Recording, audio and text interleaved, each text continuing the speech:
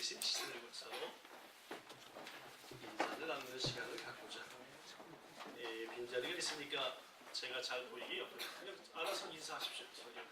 일단 진리사입니다. 한국은 잘 다녀오셨는가? 서로 인사하십시오. 자, 그 커튼 걷고 남구 집사님 환풍기 키죠. 지난주 말씀을 기억하면서 축복할 텐데 여러분한테 오늘 설교가 길지 않으니까 오늘 얘기하고 싶은 게 있는데 현대 문명이 우리 인간들의 능력을 쇠퇴시키는 게 많습니다. 예를 들면은 여러분도 인정하시겠지만 불과 10년 전만 해도 최소한 50개 정도씩의 전화번호를 외우고 다녔습니다. 최소한 50개 정도. 저는 군대에서 통신병 역할을 했기 때문에 한 800개 정도 전화번호 다 외웠습니다. 어디 하면 딱 전화번호 팍팍 튀어나오게. 근데 지금은 내 거 말고는 모르는 게 없어요. 사모님 거도 모르고 뭐 아무것도 모릅니다. 제 거하고 교회 전화번호 딱 2개밖에 못 외우고. 이 정도로 쇠퇴가 되지 않나요? 이번에 학원에 정말 차 갔다 왔는데 차가 4대 나갔는데 오다 보니까 남구 집사님이 맨 뒷차에 있는데 엉뚱한 데 가버렸다. 나비가 이상한데 나비가 이상. 아니 그게 아니라 나비 말고 그 고속도로 나와가지고 오른쪽에 있는 학원에 오다와라 쪽으로 했더니 그러게 해야 되는데 나비가 그걸로 안 하길래 그걸로 가버렸다. 그치, 이게 사람은 나비게이션을 많이 믿어가지고 내비게이션. 자기가 하는 길보다 내비게이션이 시키면 저거 아니야? 라고 생각해버리고 말. 그쵸 얘기죠. 여러분들 여기 보지 마시고 축복할 때 잔또 머릿속에다가 씹어서 이렇게 잘 소화시킨 다음에 축복하십시오. 무슨 저 스크린에다가 복 비는 거 아니니까 앞에 사람한테 복을 빌어야지 말지. 뭔 말인지 알겠지, 그죠? 네. 자, 써지긴 써졌는데 이것을 얼른 앞단마에다 넣어서 가슴으로 뱉어서 앞에 사람한테 하는 겁니다, 그죠? 세상 모임과 세상 사람들에게 쓰임 받는 것보다 세상 모임과 세상 사람한테 쓰임 받는 것보다 주 하나님께 쓰임 받는 것을 더욱 기뻐하는 우리가 됩시다. 어렵지 않잖아요, 그죠? 세상 모임과 세상 사람한테 쓰임 받는 것보다 주님께 쓰임 받는 것을 기뻐하는 우리가 됩시다. 옆에 사람만 보고 또 그래도 여기 스크린만 쳐다보는 사람 있어요. 시작! 세상 모임과 세상 사람들에게 쓰임 받는 것보다 주 하나님께 쓰임 받는 것을 더욱 기뻐하는 우리 모두가 됩시다. 자꾸 눈이 자, 두 번째, 시몬의 배가 귀하게 쓰임받을 수 있었던 것은 그 배가 비어 있었기 때문이었습니다. 우리도 크게 쓰임받기 위해 나 자신을 비웁시다. 다시, 시몬의 배가 쓰임받을 수 있었던 것은 그 배가 비어 있었기 때문이다. 우리도 크게 쓰임받기 위해 나를 비우자. 지난주 말씀 그대로입니다. 시작! 시몬의 배가 귀한 배에 쓰임받을 수 있었던 것은 그 배가 비어 있었기 때문입니다. 우리도 크게 쓰임받기 위해 우리를 비웁시다. 할렐루야. 어때요?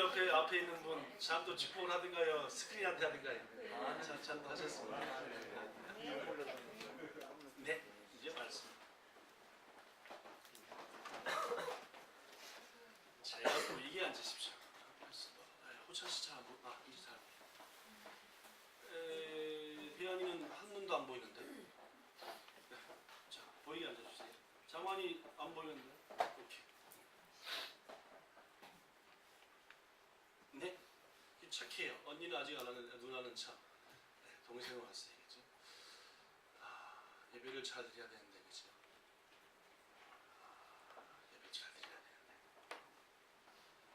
지난 20세기 말, 지금부터 얼마 되지 않았을 때 한 사회학자가 지난 세기들을 한번 정지해봤습니다. 그런 결과 18세기는 민중을 발견한 시대다. 민중. 그 전까지는 민중 필요 없죠. 권력자가 최우선입니다. 권력자. 19세기는 여인을 발견한 시대다. 19세기 되기 전까지 여자들은 취급을 안 해줬습니다.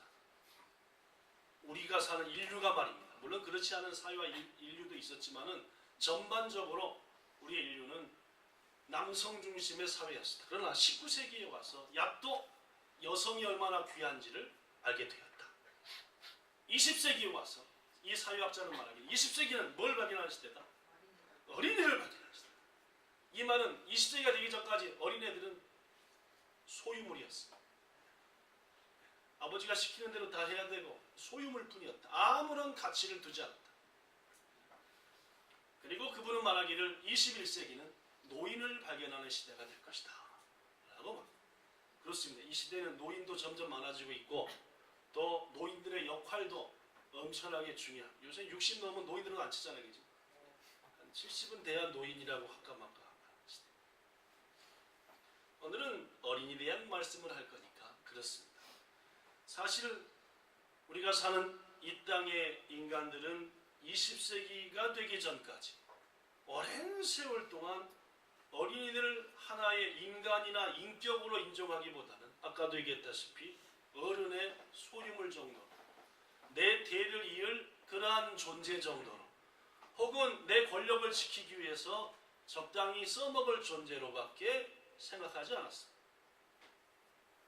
이것은 이스라엘도 마찬가지였는데 여러분이 잘 아신 대로 성경에 기록된 당시에 이스라엘 사람들은 사람의 숫자를 셀 때 애들은 뭐 해볼 수 있습니까? 빼놓고 썼습니다. 애들은 사람이 아니다 그 말이에요. 그러니까 사람 숫자를 셀 때 우리 버스 타면 그러잖아요. 민간인 사람 3명에 군인 2 이렇게 얘기해요. 그러니까 군인은 뭐이다?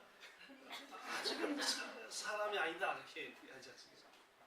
그렇게 합니다. 군인 2에 예비군 2에 사람 셋 이렇게. 오늘 본문에도 보면은 사람들이 자기의 자녀들을 예수님께서 좀 만져주시기를 예뻐해 주시기를 바라고 애들이 갔더니 제자들이 그 애들을 뭐합니까? 막아서고 막 뭐라 그럽니다. 왜? 인간도 아직 되지 못한 것들이 귀하신 예수님께 가려고 하느냐?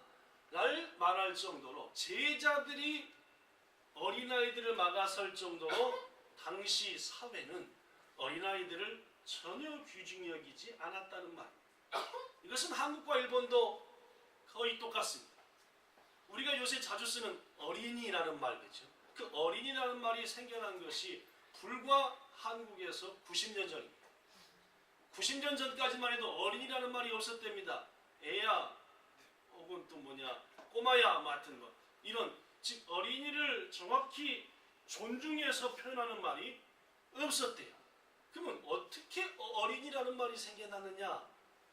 1920년대 초에 소파 방정환이라고 하는 우리들은 다 방정환이 누구신지 압니다. 그죠? 어린아이들을 위해서 평생을 헌신한 분이신데 그분이 일본 유학을 왔다가 야 일본 사람들이 그래도 한국보다는 어린아이들을 귀중히 여긴다 해가지고 한국 땅에 돌아갔어. 우리도 어린이를 귀중히 여겨야 된다 해가지고 이들에게 먼저 합당한 호칭이 필요하다. 존중하는 호칭.